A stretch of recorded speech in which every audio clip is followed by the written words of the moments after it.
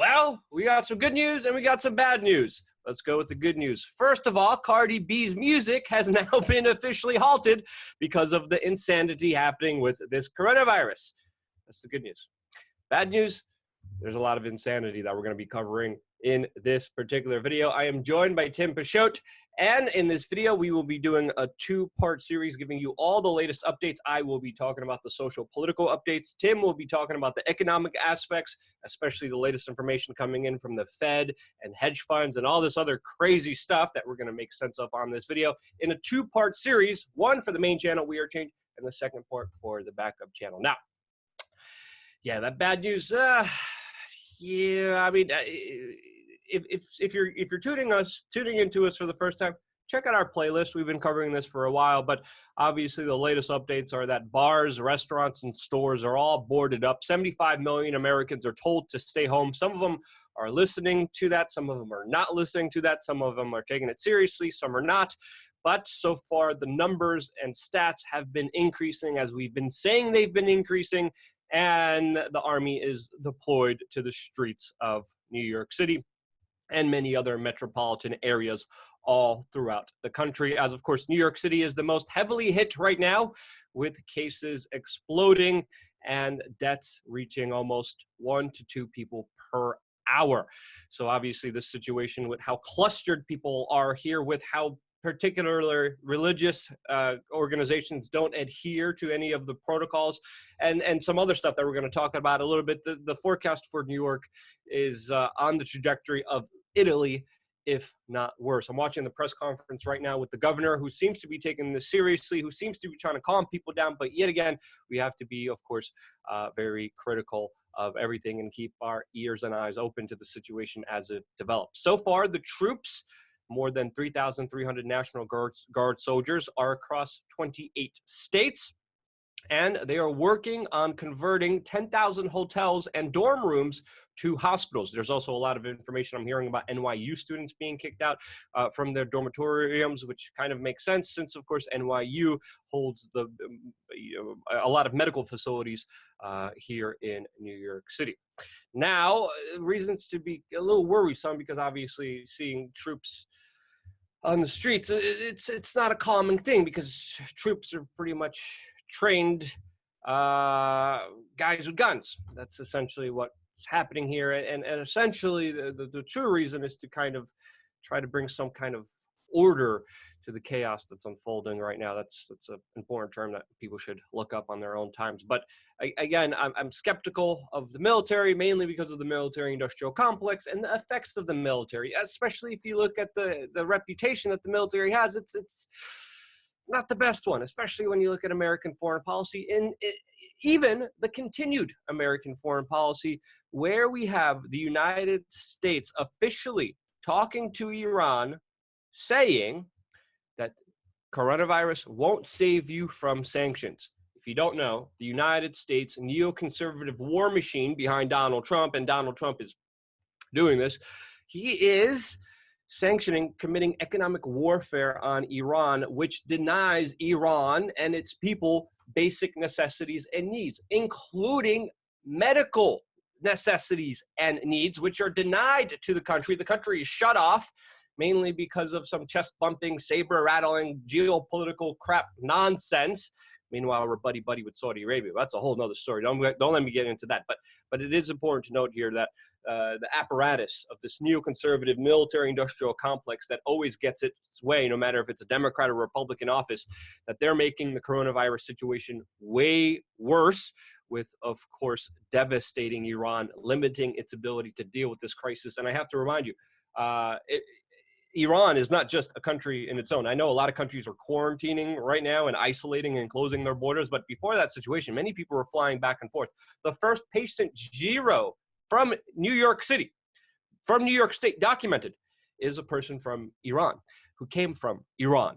That person has recovered. That person is fine. But guess what? New York is being ravaged because of patient zero coming from Iran, which the United States has their fingerprints on making the situation worse with their economic sanctions, with their economic war that's put on them. And again, the military-industrial complex is still continuing. Right now, the U.S. representatives, they're trying to, of course, spend more money on the Pentagon's annual budget, and they're trying to increase the sales of F-35s. Again, a program, $1.5 trillion. It's almost in the ballpark of the Iraq War to now push through a Pentagon funding bill that would give them more fighter jets. I mean, at a time like this, really, that is the most asinine and stupid thing. A second stupid thing was the big military exercise planned for Europe on the doorstep of Russia that was called Defender Europe 2020. We, of course, criticized this administration for going ahead with this huge multi-scaled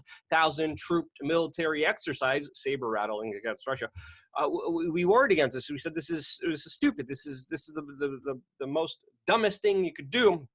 And now, finally, some sense has come into the Pentagon, and they have officially now canceled this massive military exercise, Defender Europe 2020, because of all the latest scenarios. And again, that's just some of the reasons why we should be skeptical of the military. We've talked about the incompetencies, the bureaucracy, the red tape of the Americans. But again, let's point back to China, which there's a whole stupid conversation about. I don't even know if I want to entertain this stupid conversation that's happening on the internet about hurtful words, which is not the context and conversation that should be had now. But again, when we look at holding our government responsible, we also have to hold the government accountable where this virus came from. And that, of course, is China, that lied through their teeth about this, that covered up, arrested doctors, arrested lawyers, arrested journalists who were speaking on and warning the world about this. They were thrown in jail. The Chinese government ran a cover-up. They quarantined their soldiers, and they didn't tell anyone else. They quarantined their guys with guns first to make sure that they're safe. And then they ran a whole cover-up, and they let this virus spread all over the world. That's the gosh darn it truth, and I don't care what you got to say about it. Prove me wrong otherwise with some facts and evidence, because there's nothing else proving that's true. Now, the Chinese and the Iranians are saying that this could be a U.S. bioweapons. Again, we don't know anything yet. It's not a time to be making those accusations, because unless you have any profound evidence, it's very difficult to. There's a lot of assumptions, there's a lot of theories out there, but there's one thing that's pretty clear, is that China's lying. And China is now saying that their case is flatlined. I don't know if that's possible, because they report 80,000 people being infected by this, and that's a population out of 1.4 billion people. That doesn't even come close to the supposed herd immunity, herd protection that some people are rationalizing these numbers in China flatlining. Again, even if these numbers flatlining, many people are expecting the virus to come back in a second wave. Some information I'm getting from people that are close to people in China that I know that are pretty accurate, is that a lot of the blame is being shifted on expats who are living in China. People who are traveling to China are supposed to self-quarantine, have the government watch over them, pay for their own hotel. And there's a lot of videos going around in Chinese social media blaming, of course, Americans, Europeans on all of this happening. There's a big blame game happening. All scenarios could be true, but the numbers that China's releasing right now are absolutely can't be true. Again, I've been telling people, please take this seriously so the government doesn't have to intervene. The government hasn't been taking it seriously. And just recently, the governor of New York, who's doing these daily press conferences, which the mainstream media always keeps running with, a couple of days ago, he's like, get out there, take a walk in the park. And Governor Cuomo even went as far as to waiving fees for state and local parks all across the United States. If you don't know this, you need a permit to be in nature, and you need to pay to be in nature. Governor Cuomo got rid of that. Now, when you're exercising, or to stargaze, let's not forget about stargaze. Yeah, stargazing permit. That's a whole other thing that these bureaucrat communists, Chinese lovers adhere to. Again, it makes sense if you're going out in nature and staying away from people, but that's not what people did. There's videos, especially coming from New York City, with just people all in the park, all touching each other, all working out, all sharing weights, all throwing balls back to each other, all high-fiving each other, running next to each other. New York City is a crowded place. I mean, it's like a rat zone of infestation that you've never seen in your life. And I was just dumbfounded watching the local news and seeing everyone playing and fun, high-fiving, touching, being not listening, not keeping their social distance at all because of these, again, kind of reassurances by the government, which, again, personal responsibility is what I call for. Our mayor, Bill de Blasio, was just going to public gyms just a few days ago. So the government, safe to say, is making this worse. In some places, they are stopping the issuing of people to have guns, to allow people to be able to carry guns on them.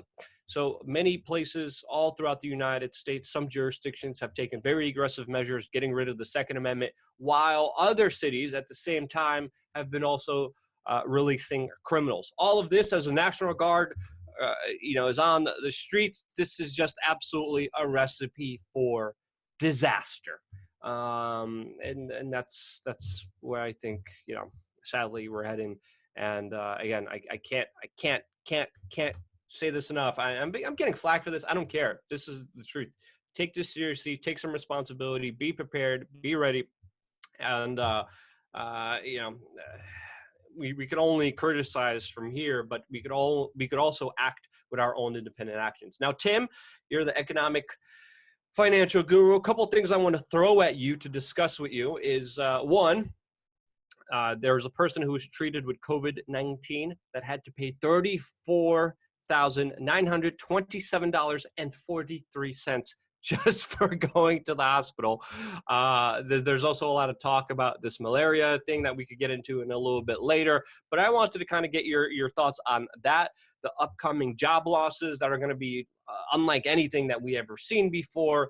And of course, now finding out that the bailed out the hedge funds. And let me know when we're close to 10 minutes. And then if you could address some of those points, which one do you think is most important? Go right ahead, Tim.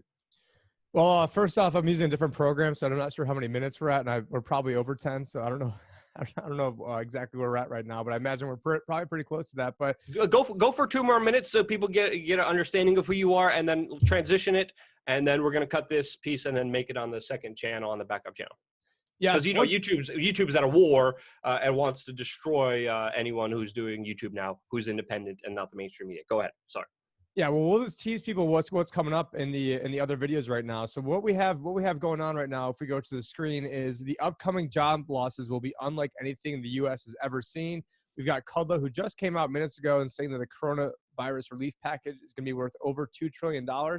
And we also have some stories about these hedge funds that are blowing up and how a lot of the bailouts are actually going to be going to hedge funds. And I can explain exactly how that works, and also explain how these interest rate moves are actually causing a lot of devastation because, anyways, I'll get into that more in the next video. But one thing, since we are on the main channel, that I do have some free information that people can get that will help them out. So last year at Anarchapulco, not this past one, but the year before, my presentation was actually called Crisis Retiring.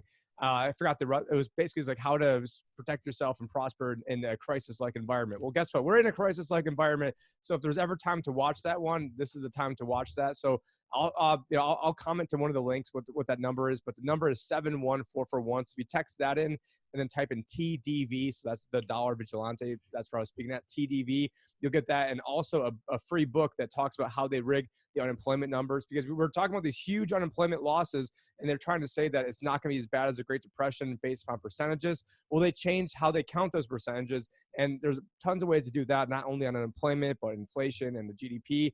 And I've got a book that talks about exactly how it's rigged. The book is even called How It's Rigged, the Economy. So we're going to get into that and much more, but we're going to stop this video. Anything else you want to say on this one, Luke? Look at you all prepared with like phone numbers and all this other stuff. I don't have all that. And let me also pimp one more thing. So we've got so for the economic geeks out there, I do have an economic Discord that we started I think right at the beginning of right at the end of last year, and then I got sick. Hopefully I didn't have the corona, and so it's pretty active now. We've got a little over 100 members. John Snyson of World Alternative Media is there, and so if you're a financial economic geek, I'll put that in the link as well, and you have a good time over there. But yeah, we got a lot more stuff coming up in the next video. Just for full transparency, Tim's doing his thing, I'm doing my thing. We're teaming up, and I really wanted to team up with Tim. He has his own thing going on because of all this latest economic news. Especially if you watch our videos early on, we've been saying the economic ramifications of all this might be more devastating than the actual virus. So tune in to the second channel. The link will be down below in the description and in the comments. Click on it so we can continue this conversation about all the economic news. Now,